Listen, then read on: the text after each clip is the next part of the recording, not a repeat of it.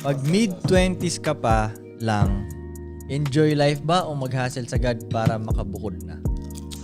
Sagot, sino ba? Sagot. Ganda dyan, sabay. Gusto ko nang sagutin. Sabay. Ano ba? May sagot ka? Ako sagad. Hustle Hustle sagad sagad. ako. Hustle sagad talaga ako. So, walang enjoy life? Hindi, enjoyin mo na yun habang Iba yun. nag-ano. Iba yun. Hindi balance eh. Hmm? Hindi balance yung enjoy ko sa hustle ko. Ano yung mong sabihin? Mas lamang ang hustle ko. Kasi ang enjoyment ko sa peak pa naman, 30 plus pa yun eh. Bakit Sa ko gusto 20s? magmadali ng 20s nang wala naman akong pera pa talaga? Hindi yun yung gusto ko lang. Hindi yun yung makakapagpasaya sa akin yung ganun eh. Parang gusto ko Pero nga, bigger Frank, ano eh. Pag gusto mo yung ginagawa mo, masaya naman yun eh. Career-wise yun. Mhm. Ako, nag-loading na ako. Ako sa akin, enjoy life. Enjoy life. Hindi nyo, expected mo ba yun ang sagot ko? Explain mo kayo. Ha? Explain. 30s pa magsimula. Sa tingin ko, enjoy life eh, at hindi hustle sagad eh. Mm. Enjoy life kasi para sa akin, kumbaga, ibig ko sabihin ng enjoy life, hindi yung magwalwal lagi Pero hindi, magwalwal na sila. Kailangan nilang matry yun, magwalwal pa rin. Pero hindi yung lagi na buong 20s ka magwalwal na anong party ganun. Kailangan nilang matry yun. Ibig sabihin ng enjoy life dito is yung experience. Experience ka. Experience. Sabing enjoy life is lamang yung enjoy life sa hustle hard? Lamang... O balance yung ibig mong sabihin? Hindi. Sa tingin ko, hindi nga sagad yung hustle sagad eh. Kumbaga, experience ka. Pero along the way na experience ka, syempre itatry mo pa rin dumiskarte. Hindi parang yung ginawa ko rin nung bata ako. Na kung ano-ano pinagagagawa ko, try ko to, dyan.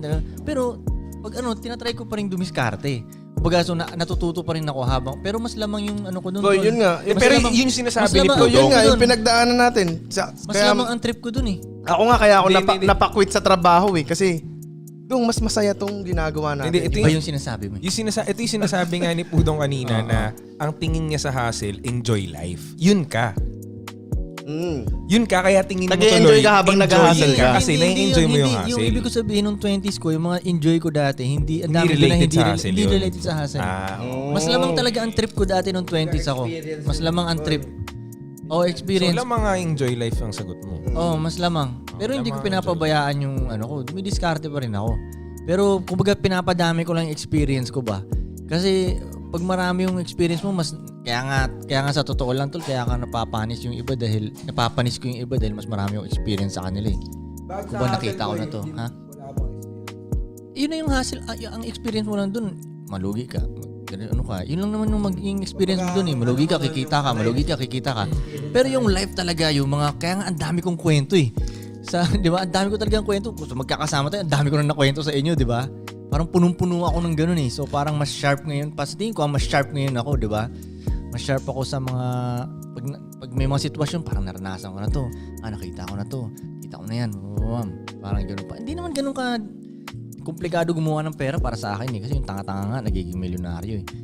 Kaya parang, ang mas para sa akin, ang mas experience, yung kwentong maganda, ang medyo mas, mas challenge. Priority.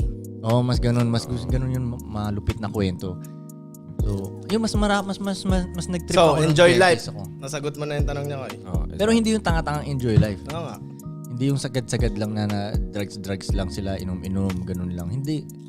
Kumbaga, punta ka sa ganitong lugar. Punta mo, try mong kausapin tong magandang babae. Paano nga siya makakapunta sa ganitong lugar kung wala siyang hassle? Kayo nga kung saan nakakapunta eh. Dapat mo lang ma-set up yung buhay mo ng maayos. Dapat ano nyo rin yun. Siyempre, ano rin yun, utakan lang din yun. Tayo sa Tugadi nga kung saan nakakapunta eh. May kilala nga rin ako, nakakarating Sansan ko, walang ginagastos eh. Di ba kanya-kanyang, marunong siya dun. Marunong siya sa parte mo, paano ako makakarating dito ng, di ba? Ibang tao nga, nakakain sila ng masarap, wala naman silang ginagastos. Right? Kanya-kanyang, Kanya-kanyang trip. kanya-kanyang setup. trip yun.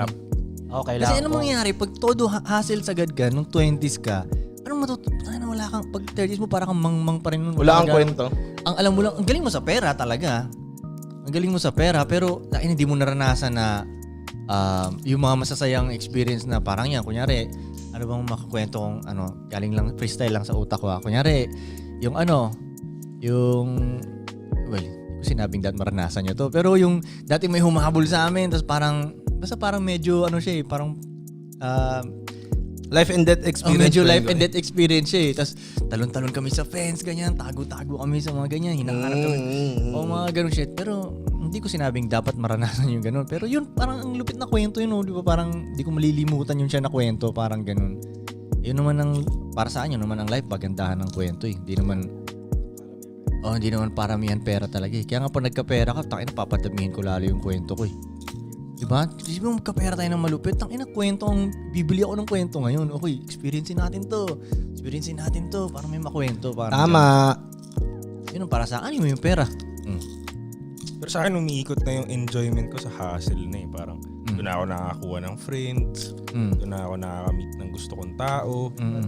Parang nga, bumili ka ng kwento. Oo, parang ganun nga.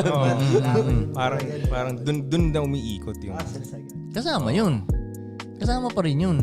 Kumbaga nung dati rin naman yung nagaganoon ako, doon din, habang dumidiskarte ako, may makilala akong bagong tao. May experience ako, ganun. Pero yung mga ibang experience ko, yayain ako ng tropa ko na, tara, punta tayo dito sa ganyan. Chika pa rin doon. Tara, let's go. Tapos malalagay ka sa kung ano-anong sitwasyon na parang, minsan napupunta ako sa mga party na parang ba't ba ako nandito? Parang weird ng party na to. Parang hindi ko pa. Tapos kung ano na makikita mo, may mga experience pa ako na gano'n. Nasa isang house party kami tapos nasira yung buong bahay dahil may nag-away-away. Kasi nakakahiya. Tol, nasira yung buong bahay, tol. Nagkarambol sa loob ng bahay. Alam mo yun? Nasira talaga buong bahay. Parang gano'n. O yun, butang di ba kita mo yun? Parang kulit nung ganung kwento para sa akin ba, di ba? Pero habang pumunta ako dun sa party na yun, para magbenta ako ng mga kung ano-ano dun eh. Hassle pa rin. Hassle pa rin ako nun eh. Pero kung ano-ano nakita ko rin talaga, putang enong yan. Hindi ko makwento, sobrang dami ng mga nakita ko na ba. Yun ang mga experience na, sa tingin ko, na nakapagpatalino sa akin ba. Experience. Ha? At nagamit ko. Kaya sa tingin ko nga, kunyari, mga ibang rappers na napanis ko. Sa tingin ko dahil kulang sila sa experience eh. Natalo ko sila dun eh. I-guess mo, kumbaga siguro nandun lang sila sa studio mula pagkabata. Bars lang sila ng bars, parang ganun yun lang nila. Ngayon, bakit kaya na to Wala, na-imagine ko na kasi may mga rapper na ganun eh, yung geek talaga sa rap game. Alam mo yun na? Yeah. Yung nerd sa rap game talaga, yun lang alam nila, rap, bars, multi. Ganyan sila. Pero pag sa labas, wala talaga. Tikluping. Pinsan nakakausap mo sila. Makita mo sila sa personal, hindi sila makatingin sa mata sa'yo. Di ba? Hindi sila marunong ng makipag-socialize. Social dynamics. Oo, di ba?